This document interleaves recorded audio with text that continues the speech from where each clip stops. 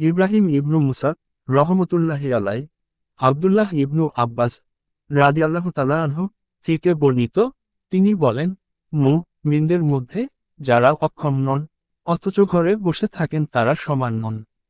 মুহাম্মদ ইবনু আব্দুল্লাহ ইবনু হাওসাব রহমতুল্লাহি আলাই, ইবনু আব্বাস রাদিয়াল্লাহু তাআলা আনহু থেকে বর্ণিত, তিনি বলেন, বদরের নবী সাল্লাল্লাহু আলাইহি ওয়াসাল্লাম বলছিলেন, হে আল্লাহ, আমি আপনার প্রতিশ্রুতি ও অঙ্গীকার পূরণ করার জন্য প্রার্থনা করছি। হে আল্লাহ, আপনি যদি চান কাফিররা আমাদের উপর জয়লাভ করুক, আপনার ইবাদত করার লোক আর থাকবে না।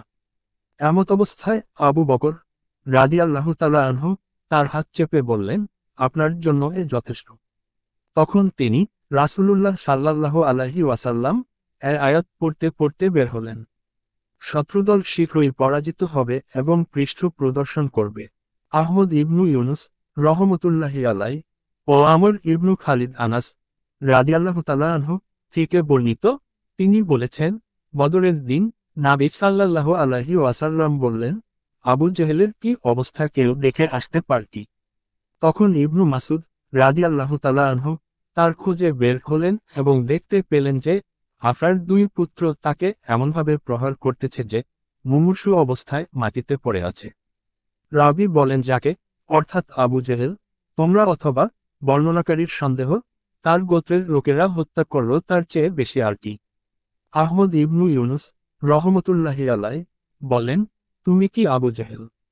আবদান ইবনু উসমান রহমতুল্লাহি আলাই, আব্দুল্লাহ রাদিয়াল্লাহু তাআলা আনহু সূত্রে নবী সাল্লাল্লাহু আলাইহি ওয়াসাল্লাম থেকে বর্ণিত যে তিনি সূরা নাজত তিলাওয়াত করলেন এবং সাথে সাথে সিজদা করলেন। এক বৃদ্ধ ব্যতীত নবী সাল্লাল্লাহু আলাইহি ওয়াসাল্লাম জির নিকট যারা উপস্থিত ছিলেন তারা সকলেই সিজদা করলেন। সে বৃদ্ধ এক মুষ্টি মাটি উঠিয়ে কপালে লাগিয়ে বলল, আমার জন্য এতটুকু যথেষ্ট।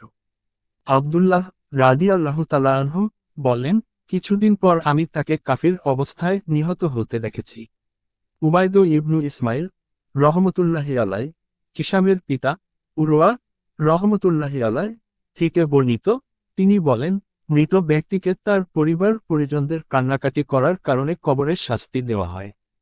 আব্দুল্লাহ ইবনু মুহাম্মদ রহমতুল্লাহি আলাই, আনাস রাদিয়াল্লাহু তাআলা আনহু থেকে বর্ণিত, তিনি বলতেন, হারিসা রাদিয়াল্লাহু তাআলা আনহু একজন নওজোয়ান লোক ছিলেন।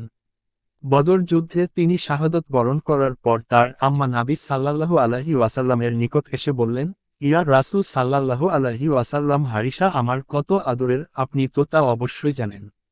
বলুন, সে যদি জান্নাতি হয় তাহলে আমি ধৈর্য ধারণ করব এবং আল্লাহর নিকট সওয়াবের আশা পোষণ করব।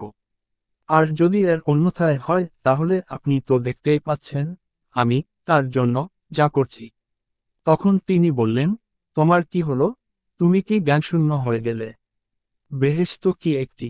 না না, বেহেশত অনেকগুলি, সে তো জান্নাতুল ফিরদাউসে অবস্থান করছে।